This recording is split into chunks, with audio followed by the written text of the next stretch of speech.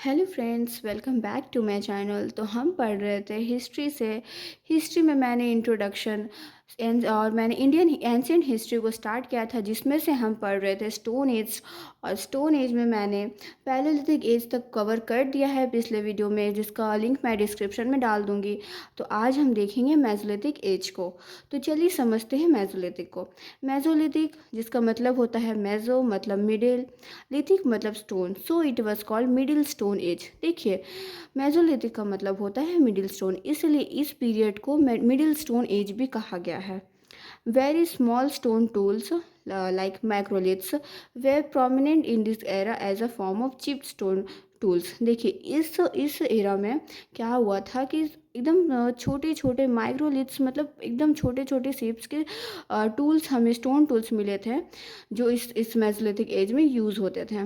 दूसरा है, another prominent innovation was this age was polystone. देखिए, और दूसरा इनोवेशन हमें ये मिला था इस एज का कि जो इस एज में जब लोग पहुँचे थे, तो इस एज में जो स्टोन यूज़ होते थे वो पॉलीस्टोन यूज़ होते थे, मतलब इन लोगों ने थोड़ा डेवलपमेंट कर लिया था।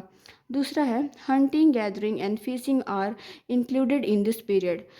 इस पीरियड में लोग हंटिंग, गैदरिंग और फिशिंग जैसे एक्टिविटीज़ को करते थे। A form of animal herding and small scale agriculture has also been witnessed। देखिए, बहुत ही कम मात्रा में हमें पता चलता है कि उस टाइम पे एनिमल हर्डिंग और बहुत ही कम क्वांटिटी में एग्रीकल्चर होते थे। Historians believe that domestication of sheep and goat also began in this period। हमारे इतिहासकारों का ऐसा मानना है कि शिप्स और गोट का डोमेस्टिकेशन भी मेसोलिथिक पीरियड में ही शुरू हो गया था। A rock painting found in central India which shows hunting, Honey collecting and dancing. देखिए, एक रॉक पेंटिंग हमें मिला था सेंट्रल इंडिया में जो जो दिखाता है हंटिंग, हनी कलेक्टिंग और डांसिंग जैसे इमेजेस को। मतलब इसे हम कंफर्म करते हैं कि उस टाइम पे लोग हंटिंग, हनी कलेक्टिंग और डांसिंग जैसे एक्टिविटीज़ को करते थे। In this phase, they got the knowledge of fire, so sometimes cooked food were also seen। देखिए, इस फेज में मेसोलिथिक एज में लोग को फायर का नॉलेज मिल गया था, इसलिए कुछ कुछ जगह पे कुक्ड फूड के एविडेंस भी मिले हैं। अब देखिए, साइट्स को देखते हैं मेसोलिथिक एज के।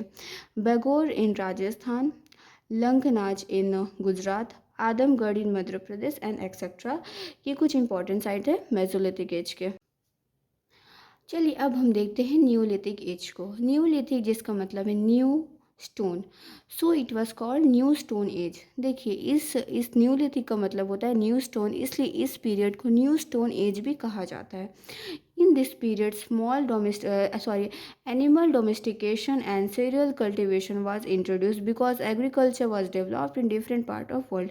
देखिए, इस पीरियड में सबसे इम्पॉर्टेंट एनिमल डोमेस्टिकेशन और cereal cultivation मतलब एग्रीकल्चर जैसे एक्टिविटीज शुरू हो गए थे। Crops grown during this period were ragi, horse gram, cotton, rice, wheat, barley and etcetera. और कुछ क्रॉप्स के एविडेंस हमें देखने मिलते हैं इस एज के, जो है ragi, horse gram, cotton, rice, wheat, barley और etcetera. Pottery was first appeared at this age. देखिए, इस एज में पॉटरी को फर्स्ट टाइम लाया गया था, शुरुआत की गई थी। The people of this period lived in circular और rectangle houses which were made from mud bricks. और इस एज में लोगों ने सर्कुलर या फिर रेक्टेंगुलर जैसे घरों में रहना शुरू कर दिया था, जो कि मड ब्रिक्स से बने होते थे। They had common right over property and had settle life like today's time. उस टाइम के लोग भी उनका राइट होता था प्रॉपर्टी के ऊपर, और उन लोगों ने अपनी लाइफ को सेटल कर लिया था। They had well settled their life, मतलब वो लोग ने बहुत अच्छे से अपने लाइफ को सेट कर लिया था उस टाइम। अब देखिए, कुछ इंपॉर्टेंट साइट्स को हम देखते हैं। मेहरगढ़ बलूचिस्तान जो कि पाकिस्तान में है, बरज़ाहोम जो कश्मीर में है, गर्फकाल जो कश्मीर में है, चिरंद बिहार में है, उतनूर आंध्र प्रदेश में है। तो आई होप फ्रेंड्स आप लोगों को ये टॉपिक समझ में आया हो। मैंने स्टोन एज ख़त्म कर दिया है। मैं ट्राई करूँगी कि मैं वीडियो नेक्स्ट कॉपर एज में बना सकूँ। अगर आप लोगों को वीडियो पसंद आया तो आप लोग चैनल को लाइक शेयर एंड सब्सक्राइब करें और अपने फ्रेंड के साथ शेयर करें। Thank you.